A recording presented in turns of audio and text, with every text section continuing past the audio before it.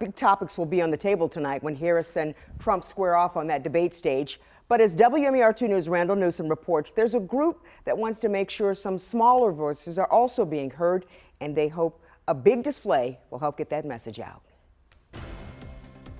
Lexington Market is home to many small businesses, and while some are just now getting their shot at the dream, Connie's Chicken and Waffles has been living it for a while. The co-founders, Baltimore born and raised, are 8 years in. What's the best part about being able to not only own a small business, but own it and own it? The love, like being from Baltimore, being raised here, going through the challenges that we go through in a large city, being able to come back and, give back to my community, being a part of my community. You never know what people are going through in life, and when they come in and they share their stories and we share our food that's made with love, it's just an amazing opportunity, and I don't take it for granted. In that time, they've been able to learn a thing or two and figure out their own formula to success, but they're not too far removed from the grind of the early days. Owning a small business is the most challenging thing I've ever done in my whole life, and I've done a lot of things. The nature of it, it doesn't stop. Just knowing what we know now, it's our responsibility and duty to kind of forge the path and to help out newer business owners the way that business owners helped us out when we first started.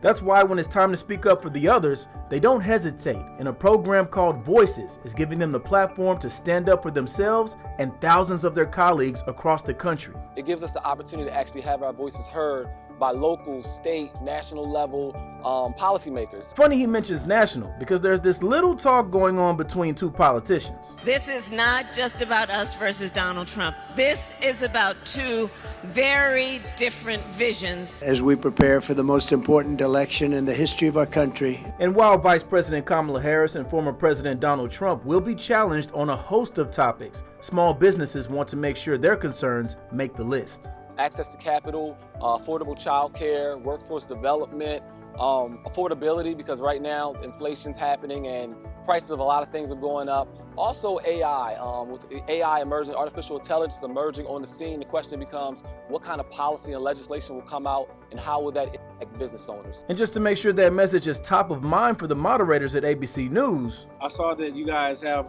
just a little bit of a small billboard up in Times Square right now. Just a small one. Yeah. But why should these voices be heard? It affects everyone. Small businesses are the bedrock of our community. If you don't believe him, check the numbers. Small businesses make up 50% of the jobs in the United States, I think 44% of the GDP. That could mean a lot of potential votes in a race that may come down to the wire in November. Success in this sense would be them mentioning their small business policies and allowing the American people, the small business owners, to decide, hey, this policy works for me, this policy doesn't, just so we can kind of know where the candidates stand and make our best individual decisions. And so we wait to see if this message is loud enough to get the ears of the presidential candidates when they face off in Philadelphia. Randall Newsom, WMER2 News.